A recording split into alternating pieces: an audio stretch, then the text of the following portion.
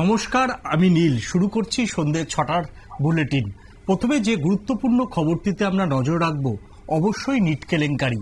NEET কেলেঙ্কারি নিয়ে কিন্তু উত্তাল গোটা দেশ। নিট কেলেঙ্কারি নিয়ে আজকে দেশের রাষ্ট্রপতি দ্রৌপদী মুর্মু ইতিমধ্যেই সরকারের উপর চাপ বাড়িয়েছেন।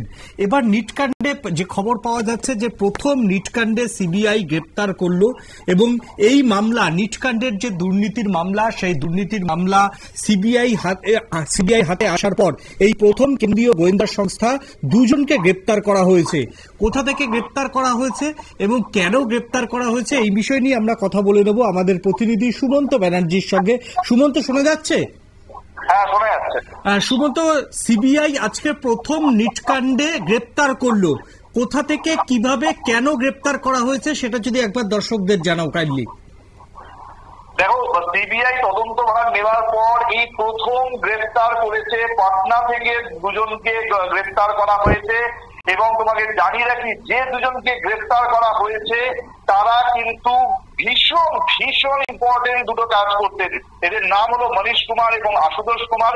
এদের মধ্যে মনীশের কাজ কি ছিল? মনীশের কাজ ছিল হচ্ছে যত পরীক্ষার্থী থাকবে তাদের নিজেদের গাড়িতে করে নিয়ে যাওয়া সঠিক জায়গায়, এবং সেখান থেকে কাজ শুরু হতো আশুতোষের। আশুতোষ কি করতো? আশুতোষ করতে হচ্ছে এদেরকে থাকার ব্যবস্থা, খাওয়ার ব্যবস্থা সহ আরো ভিন্ন যা যা দরকার সমস্ত কিছু করতো কিন্তু এই আশুতোষ। অর্থাৎ মনীশ এবং আশুতোষ দুজনেই কিন্তু ছিল এই চক্রের লিঙ্কম্যান, এমনটাই বলা যেতে পারে। পরীক্ষার আগে একটি ফাঁকা স্কুলে এদেরকে নিয়ে যাওয়া হতো এবং তারপরে কিন্তু সেখানে থাকার ব্যবস্থা, একসঙ্গে প্রায় 20 থেকে 25 জন পরীক্ষার্থী সেখানে থাকতে পারত এবং পরীক্ষার ঠিক আগের দিন তাদের হাতে এই নিটের প্রশ্নপত্র তুলে দেওয়া হতো, সেগুলোর উত্তর সেট করা হতো। এবং এখনো পর্যন্ত যেটা আমরা খবর পেয়েছি যে প্রশ্ন ফাঁস কাণ্ডে কিন্তু মোট 6টি এফআইআর দায়ের হয়েছে এবং সেই রবিবারই সিবিআই এর হাতে কেন্দ্রীয় শিক্ষা মন্ত্রক এই তদন্তভার তুলে দিয়েছিল। তারপর তদন্ত করতে গিয়ে কিন্তু দুজনকে গ্রেফতার করেছে। এক হচ্ছে মনীশ আর একটা হচ্ছে আশুতোষ। এই দুজনেই কিন্তু লিঙ্কম্যানে কাজ করতো সিবিআই সূত্রে, এমনটাই খবর। একজন গাড়ি করে নিয়ে যেত আর একজন বাকি সমস্ত দায়িত্ব সামলাতো। তাদের কি এখনো পর্যন্ত গ্রেপ্তার করার পর জিজ্ঞাসাবাদ করা কি সম্ভব হয়ে উঠেছে? যে তদন্তকারী দল, সেই তদন্তকারী দলের কিছু জানা যাচ্ছে? দেখো, নিঃসন্দেহে তারা এখনো পর্যন্ত জিজ্ঞাসাবাদ শুরু হয়েছে, কিন্তু সেখান থেকে আর কোনো তথ্য আমরা এখনো পর্যন্ত পাইনি। কারণ পুরো বিষয়টাই কিন্তু এখন ধীরে ধীরে খোলসা হচ্ছে। তোমাকে জানিয়ে রাখি, ইতিমধ্যে 4 রাজ্য থেকে পুলিশের হাতে 26 জন গ্রেফতার হয়েছিল এর আগেই। বিহার থেকে 13 জন, ঝাড়খণ্ড থেকে 6 জন, গুজরাটে 5 জন এবং মহারাষ্ট্র থেকে 2 জন। এই 26 জনের বাইরে এই 26 জনকে গ্রেফতার করেছে পুলিশ, কিন্তু তার বাইরে গিয়ে এই যে দুজন, তারা কিন্তু প্রথমবার সিবিআই এর হাতে গ্রেফতার হয়েছে এবং এদেরকে জিজ্ঞাসাবাদ করেই কিন্তু বাকি কারা কারা যুক্ত বা কোথায় কোথায় কাজ হতো, কোথায় কোথায় এই চক্রের জাল ছড়িয়ে রয়েছে তা কিন্তু পরিষ্কার হয়ে যাবে। সুমন্ত, আমরা দেখছি যে লিঙ্কম্যানকে গ্রেপ্তার করেছে। অবশ্যই এটা সিবিআইর একটা সাফল্য বলা যেতে পারে যে প্রশ্নপত্র ফাঁস কাণ্ডে প্রথম সিবিআই গ্রেপ্তার করলো। এই বিষয়ে তাদের সাফল্য আমরা দেখলাম, কিন্তু এ বিষয়ে কোনো সন্দেহ নেই যে যেটা বিরোধীরা বারবার বলার চেষ্টা করছে বা বিভিন্ন চিকিৎসক সংগঠন, বিভিন্ন বুদ্ধিজীবীরা যেটা বারবার বলার চেষ্টা করছে যে শুধুমাত্র লিঙ্কম্যান নয়, মানে সিবিআই লিঙ্কম্যান ধরবে এবং মিডলম্যানদের ধরবে, এটা একেবারেই প্রত্যাশিত এবং স্বাভাবিক ঘটনা। কিন্তু মাথা কবে ধরা পড়বে এটাই কিন্তু সবথেকে এই মুহূর্তে দেশের মানুষের কাছে বড় প্রশ্ন। সেই মাথা ধরার ব্যাপারে কি কোনো আপডেট, মানে মাথাদের কাছাকাছি কি পৌঁছাতে পেরেছে সিবিআই, না লিঙ্কম্যানদের জেরা করার পর তাদের মুখ থেকে তথ্য নেওয়ার পর মাথাদের নাম প্রকাশ্যে আসবে? কি পাচ্ছ এখনো পর্যন্ত?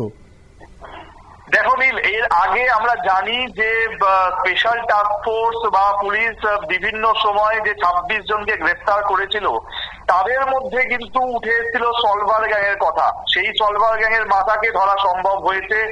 ইতিমধ্যেই আমরা জানি মোট 26 জনকে গ্রেফতার করা হয়েছে এবং এই 26 জনের মধ্যে সলভার গ্যাংয়ের মাথা কিন্তু বিশাল একটা নাম। ঠিক আছে, যে কিন্তু 2012 সাল থেকে এই চক্রের সঙ্গে যুক্ত। একে ধরার পরেই কিন্তু তারপরে আমরা আজ দেখলাম সিবিআই যে দুজনকে গ্রেফতার করেছে তারাও কিন্তু লিঙ্ক ম্যানে কাজ করতো।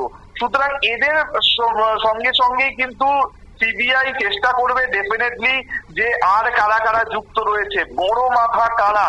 যেমন আমরা জানি যে যখন প্রশ্নভাস হয়েছিল সেই ঘটনার পর আরজেডির তরফে কারোর ছবি দেওয়া হয়েছিল বিজেপির নেতার, আবার বিজেপির তরফ থেকেও কিন্তু আরজেডি নেতার ছবি প্রকাশ্যে এসেছিল।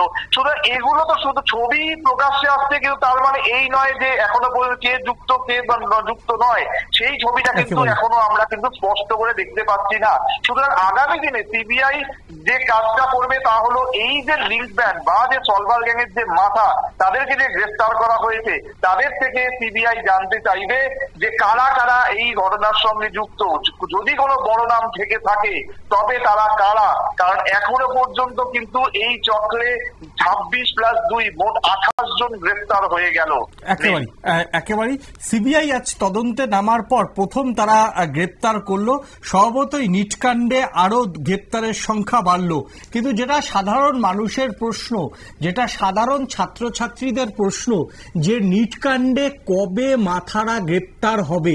মাথাদের গ্রেপ্তার না হওয়া পর্যন্ত এই প্রশ্নপত্র যে ফাঁসকাণ্ড, সেই প্রশ্নপত্র ফাঁসকাণ্ডে কাদের নাম প্রকাশ্যে আসবে? তারা কি রাজনৈতিক ব্যক্তিত্ব, না চিকিৎসক সংগঠনের মাথার উপর বসে রয়েছে, না সেন্ট্রাল গভর্নমেন্টের যে বিশেষ টিম গঠন করা হয়েছে সেই বিশেষ টিমে কাদের কাদের নাম আছে সেটাই কিন্তু প্রকাশ্যে আনার দাবি তুলেছে বিভিন্ন সংগঠন।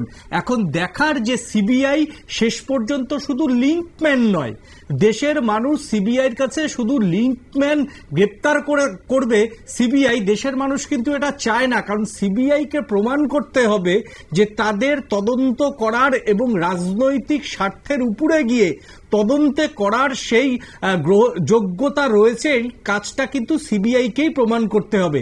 এখন নিয়ে নেব ছোট্ট একটা বিজ্ঞাপনের বিরতির পর আমরা ফিরে আসছি অন্য কোনো খবরে। ততক্ষণ সঙ্গে থাকুন নিউজ ভ্যানগার্ডের পর্দায়।